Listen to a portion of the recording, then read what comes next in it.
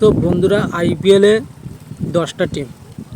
তো 10টা টিমের মধ্যে যদি কাউকে বলা হয় এই মুহূর্তে দাঁড়িয়ে 2026 আইপিএলে কোন কোন টিম ভালো, কোন দিক দিয়ে ভালো যদি বলা হয়, এক কথায় প্রতিটা মানুষের কাছে থাকবে এটাই যে ব্যাঙ্গালোর ভালো টিম।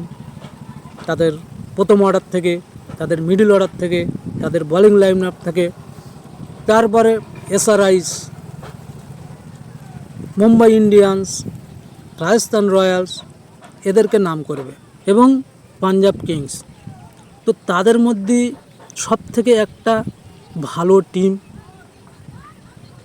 মানে কি বলবো, এত ভালো টিম মানে সেটা কেউ দেখতে পাচ্ছে না।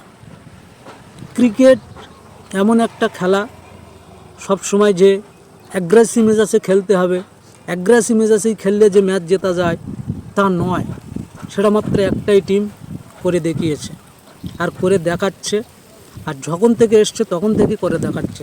সেই টিমটার নাম হলো গুজরাট টাইটেন্স, আর সেই টিমের ক্যাপ্টেন হচ্ছে শুভমান গিল। তো আমরা এটাই দেখেছি। তো প্রথমে আমরা গুজরাটকে আমরা 2021 সালে দেখেছি। তো এই যে দীর্ঘ 6 বছর খেলছে, তো আমরা তাকে প্রথমে হার্দিক পান্ডিয়া ক্যাপ্টেন্সি করতো গুজরাট টাইটেন্সের। তো আমরা এই 6 বছরে আমরা তাকে এবারে 2000 আইপিএল 26-এ যদি আমরা প্লে অফে দেখি, তাহলে 6 বছরে 5 বার প্লে অফ করবে, প্লে অফে পৌঁছাবে। শুধু এক বছরই পৌঁছায়নি, সেটা হলো 24 সাল হার্দিক পান্ডিয়া ক্যাপ্টেন্সিটা ছেড়ে দেয়নি, মানে মুম্বাইতে চলে যায়। তো যার কারণে ক্যাপ্টেন খুঁজে পায়নি, তো শুভমান গিলকে করেছিল।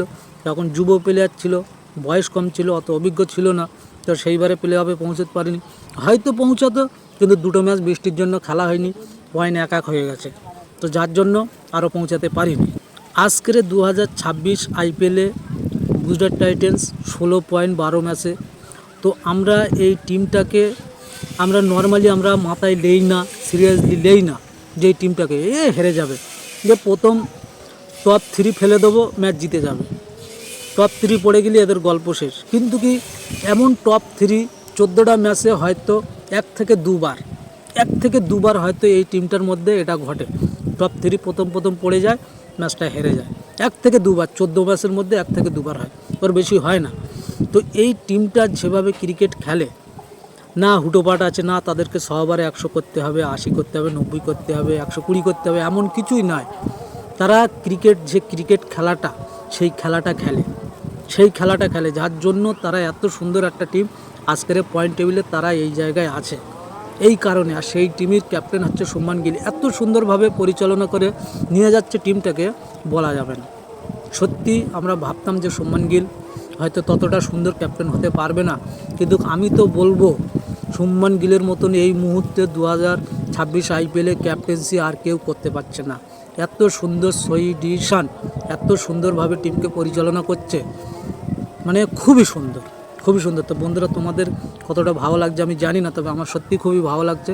এবং টিমটাকে দেখে, টিমের বোলিং লাইনটা থেকে, বোলিংটা কীভাবে ইউজ করছে, প্রতিদিন কীভাবে ইউজ করছে, কীভাবে মানে বিরোধী পক্ষকে অ্যাটাক করছে।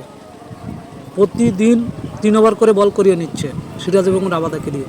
রাবাদাকে হায়দ্রাবাদের বিরুদ্ধে 4 ওভার বল করিয়ে নিয়েছে, নিয়ে কৃষ্ণাকে লাভালো। এত সুন্দর ক্যাপ্টেন্সি করতে সত্যি খুবই মুগ্ধ হয়ে গেছি শুভমান গিলের প্রতি। তো কে সত্যি শুভমান গিলের ফ্যান আছে তো অবশ্যই কমেন্টে জানাও, যদি পারো একটা লাইক করো।